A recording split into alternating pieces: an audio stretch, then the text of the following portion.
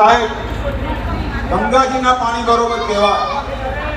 આજે જે ગામમાં કોળીઓ નાક વધાર્યો હોય અને મઘા નક્ષત્રે રૂપાની સરસ લીલા લહેર કરી હોય ત્યારે આપ સૌને તપોદન બ્રાહ્મણ સમાજ આમંત્રણ આપવા માટે આવ્યા છીએ. અમે 2 મિનિટ ઉભા રહેજો, હું કહું છું. દેવ દિવાળીના બીજા દિવસે 17/11/2024 થી ડાબલા ચોકડી માણેકપુરા પાટિયા કમુબા સંકુલ ખાતે